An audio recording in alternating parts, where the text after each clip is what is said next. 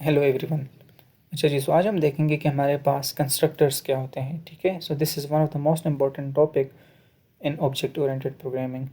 अच्छा, सो अब अगर हम कंस्ट्रक्टर्स को डिस्कस करें, so basically constructor is a special method that is automatically called when an object of a class is created।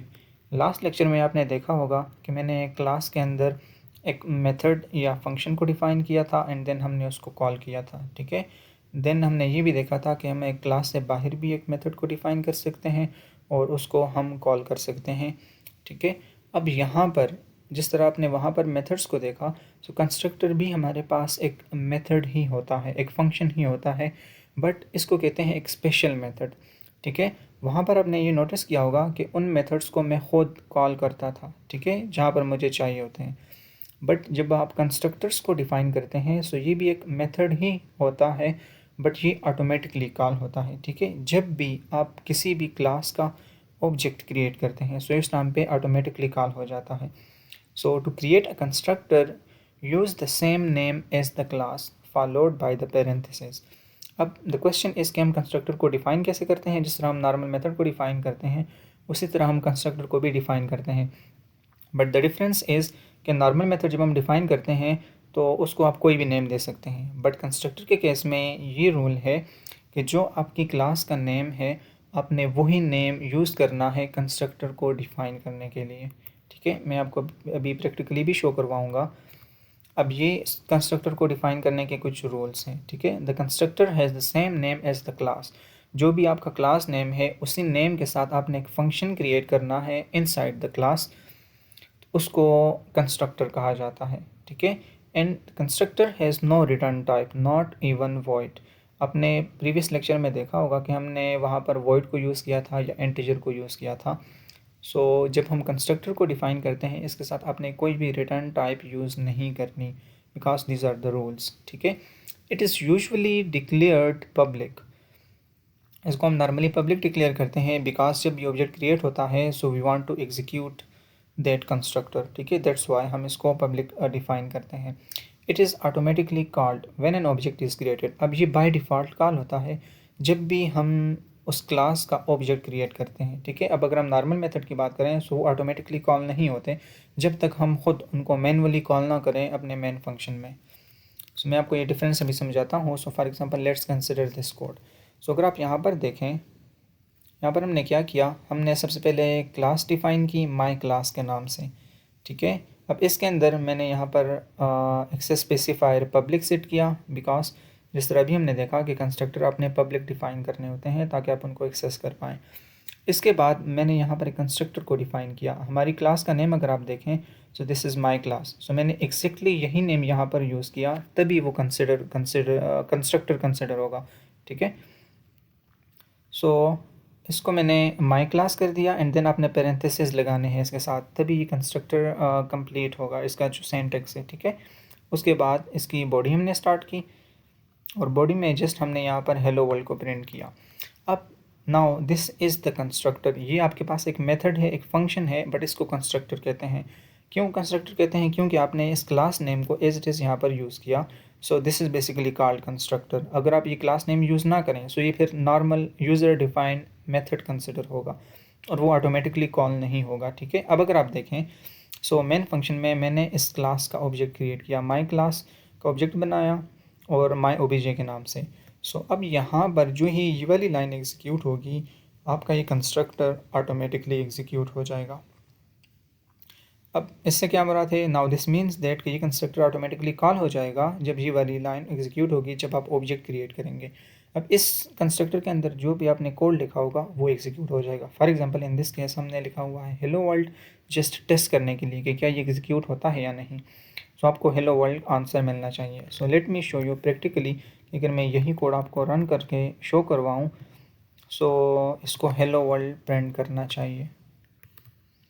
Again उससे पहले हम थोड़ा सा कोड को फिर से रिव्यू कर लेते हैं। यहाँ पर मैंने एक क्लास को डिफ़ाइन किया माई क्लास के नाम से, ये आप देख सकते हैं। ठीक है, my class is the name of our class. इसके अंदर मैंने पब्लिक एक कंस्ट्रक्टर डिफ़ाइन किया। ठीक है, ये वाला कि माई क्लास। अब जो भी आपका क्लास का नेम है आपने एज इट इज़ यहाँ पर वही यूज़ करना है।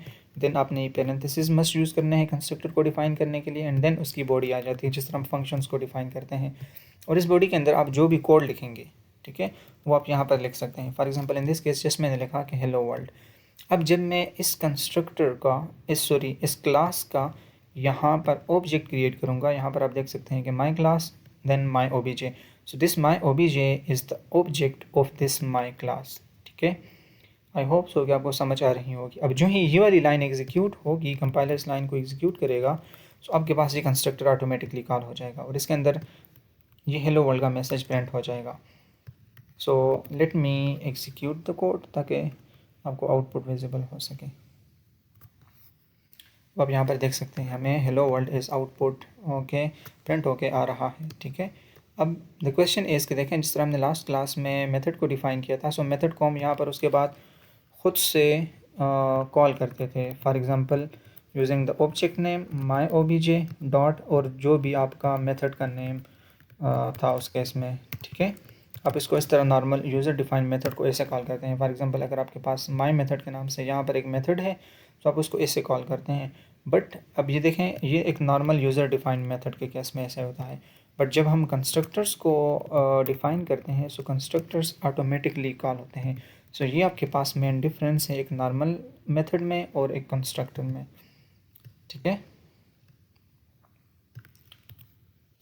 अब हमारे पास कंस्ट्रक्टर जिस तरह फंक्शंस थे सो वो विद 0 पैरामीटर्स भी हो सकते हैं और वो विद लेट से 1 parameter 2 parameter 3 number of parameters भी आप उसको डिफ़ाइन कर सकते हैं। सो अगर आप यहाँ पर हम देखें कि हमने अगर कंस्ट्रक्टर डिफ़ाइन करना हो विद पैरामीटर्स सो वो भी हम कर सकते हैं। For example constructors can also take parameters just like regular functions. So it is just exactly like the regular functions, but the difference is कि ये automatically call होते हैं। So which can be useful for setting initial values for attributes. इनके through अक्सर हम जब use करते हैं कंस्ट्रक्टर्स को तो हम वेरिएबल्स को जो है या एट्रीब्यूट्स को किसी स्पेसिफिक वैल्यू से इनिशलाइज कर देते हैं। So the following class have brand, for example, model and year attributes and a constructor with different parameters.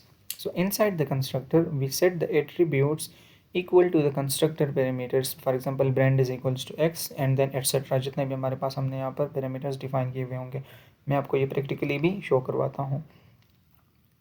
When we call the constructor by creating an object of the class, so we pass parameters to the constructor which will set the value of the corresponding attributes to the same. Previous case में आपने यहाँ पर देखा होगा कि जब मैंने यहाँ पर कंस्ट्रक्टर को कॉल किया मैंने इसको कोई पैरामीटर्स पास नहीं किए बिकॉज कि हमने जो कंस्ट्रक्टर यहाँ पर डिफ़ाइन किया हुआ है ये कोई भी पैरामीटर एक्सेप्ट नहीं करता। बट अब जब हम कंस्ट्रक्टर डिफ़ाइन करेंगे वो पैरामीटर्स एक्सेप्ट करेगा। तो जब भी हम ऑब्जेक्ट क्रिएट करेंगे हम उसको पैरामीटर्स पास करेंगे। फॉर एग्ज़ाम्पल अब आप इस कोड को ज़रा रिव्यू करें। सो मैं आपको ये कोड एडिटर में शो करवा देता हूँ ताकि मैं आपको प्रॉपर समझा सकूँ।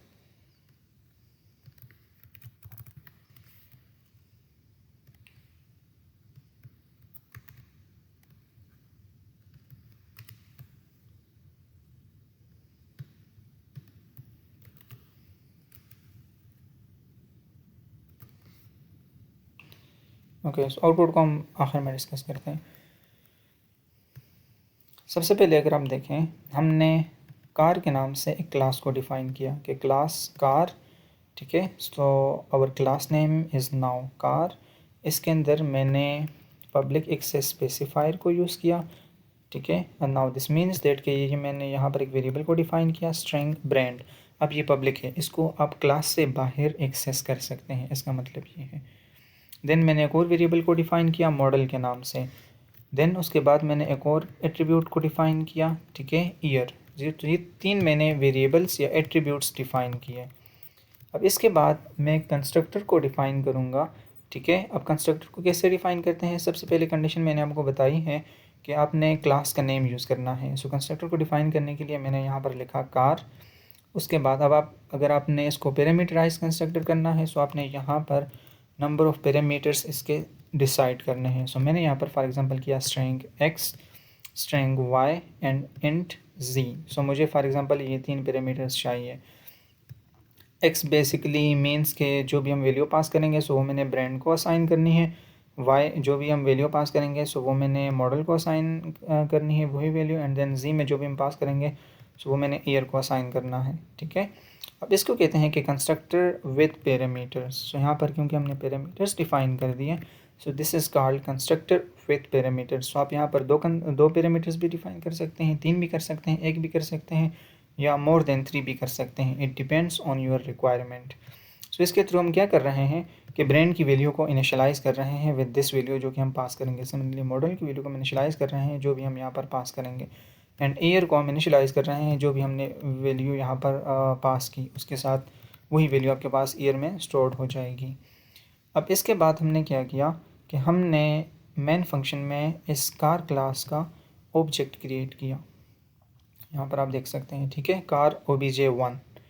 अब जब मैंने ऑब्जेक्ट क्रिएट किया सो अब आप यहाँ पर देख सकते हैं कि प्रीवियस अभी तक हम कैसे ऑब्जेक्ट्स क्रिएट करते थे, हम जस्ट इतना लिखते थे कि कार obj1, क्योंकि उस टाइम पे हमारे पास पैरामीटराइज कंस्ट्रक्टर्स हमने डिफ़ाइन नहीं किए थे, तो हम यहाँ पर कोई भी वैल्यूज़ या पैरामीटर्स पास नहीं करते थे। अब चूँकि हमने एक पैरामीटराइज कंस्ट्रक्टर यहाँ पर डिफ़ाइन किया हुआ है सो यहाँ पर हम आर्गूमेंट्स पास करेंगे। तो जितने इसके नंबर ऑफ़ पैरामीटर्स हैं, फॉर एग्जांपल 3 हैं, so now we have to pass 3 arguments.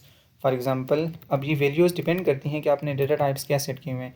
First one is string, सो आपने यहाँ पर स्ट्रिंग वैल्यू पास करनी है। फॉर एग्जांपल मैंने BMW पास किया। वाई इज़ अगेन स्ट्रिंग, सो यहाँ पर आप अगेन स्ट्रिंग वैल्यू पास करेंगे। फॉर एग्जांपल मैंने x5 कर दिया, this is the model, and then जी आपके पास इंटीजर है सो लास्ट वैल्यू आपने इंटीजर पास करनी है कि this is the year, so for example 1999। अब ये जो वैल्यूज़ जब हम पास करेंगे सो ये जो हमने फर्स्ट ऑब्जेक्ट बनाया कार obj1, ये जाकर इस ऑब्जेक्ट में जो अब फील्ड्स हैं, एट्रीब्यूट्स हैं, ब्रांड, मॉडल और ईयर, इनमें ये वैल्यू स्टोर हो जाएंगी। ब्रांड की वैल्यू हो जाएगी आपके पास यहाँ पर BMW, क्योंकि फर्स्ट पैरामीटर हमने ये पास किया।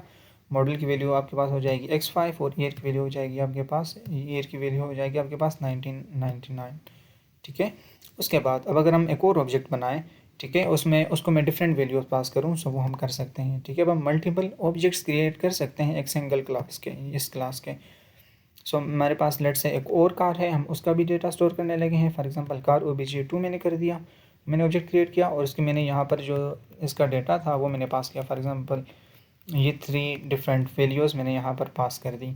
अब अगर हमने इसको वेरीफाई करना हो कि क्या ये डेटा हमारे पास इन 3 वेरिएबल्स में स्टोर हुआ है या नहीं, सो हम वो वेरीफाई कर सकते हैं। उसको मैंने क्या किया कि मुझे सी आउट करके दें कार obj1, इसका मैं डाटा प्रिंट करना चाह रहा हूँ। कार obj1 डॉट ब्रांड जब मैं लिखूँगा सो मुझे BMW प्रिंट होकर मिलना चाहिए। सिमिलरली अगर कार obj1 डॉट मॉडल में लिखूँगा सो मुझे ये x5 प्रिंट होकर मिलना चाहिए, बिकॉज ये कार obj1 से बिलोंग करते हैं, ठीक है।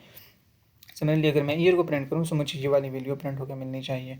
और उसके बाद अगर मैं सी आउट करूँ कार obj2 डॉट ब्रांड लिखूँगा सो ये मुझे ये वाली वैल्यू प्रिंट करके देगा, ठीक है, क्योंकि हमने इसमें obj2 के साथ हमने ये वाली वैल्यू स्टोर की हैं। Similarly car obj2 dot model so हमें ये प्रिंट होकर मिलेगा और ईयर में हमारे पास ये वाली वैल्यू प्रिंट होकर मिलेगी। सो अब अगर हम इसको रन करके देखें सो हमारे पास ये आउटपुट्स आएंगे, आप देख सकते हैं, ठीक है। ये अब मैं आपको यहाँ पर शो भी करवा देता हूँ कि जो हमारे पास है कार obj1 डॉट ब्रांड, सो आप देख सकते हैं आपको BMW प्रिंट होके मिला। सिमिलरली इसके बाद जो हमने लिखा हुआ है car obj1 dot model so ये आपको मिला x5, car obj1 dot year so आपको उसका ईयर मिला। इनसे मिली car obj2 dot brand so आपको उसका ब्रांड मिला, एंड देन उसका मॉडल आपके पास ये प्रिंट होके आया जो हमने इसके बाद लिखा हुआ है। और देन जब मैंने कार obj2 डॉट ईयर किया सो आपको उसका ईयर प्रिंट होके मिल गया। सो इस तरह हम पैरामीटराइज्ड कंस्ट्रक्टर्स जो हैं तो डिफ़ाइन कर सकते हैं। हमारे पास एक ही कोड में मोर देन वन कंस्ट्रक्टर्स हो सकते हैं। आपके पास डिफ़ॉल्ट कंस्ट्रक्टर भी हो सकता है जो कि नो आर्गूमेंट्स को कंसिडर करें, ठीक है, और आप उसमें पैरामीटराइज्ड कंस्ट्रक्टर्स भी डिफ़ाइन कर सकते हैं, ठीक है। सो अब सिमिलरली जिस तरह मैंने आपको मेथड्स बताए थे सो कंस्ट्रक्टर को आप आउटसाइड द क्लास भी डिफाइन कर सकते हैं और आपने उसको लिंक करना है using the scope resolution operator.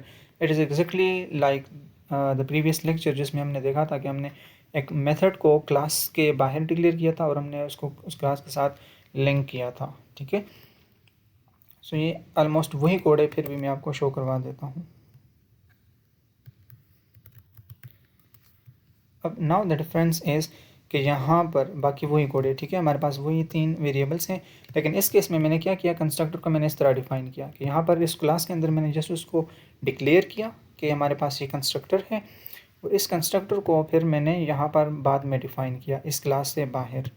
यहाँ पर आप देख सकते हैं कि हमारे पास इस क्लास की जो है तो कौन से उससे बिलोंग करता है, कौन से क्लास से, सो वो हमारे पास कार है, तो यहाँ पर आपने कार लिखना है। अब कंस्ट्रक्टर का यहाँ पर क्या नेम आपने सेट किया हुआ है, वो भी अगेन क्लास नेम ही होगा, सो आपने अगेन यहाँ पर कार लिखना है और बीच में आपके पास स्कोप रेजोल्यूशन ऑपरेटर्स आ जाएंगे।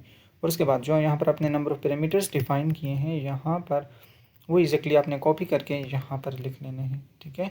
और अब आप इसके बाद क्या कर सकते हैं, वही डेटा जो आप वहाँ पर आप कोड कर रहे थे वो आप यहाँ पर एग्जैक्टली लिख सकते हैं, और अब आप इन तमाम वेरिएबल्स को एक्सेस कर सकते हैं।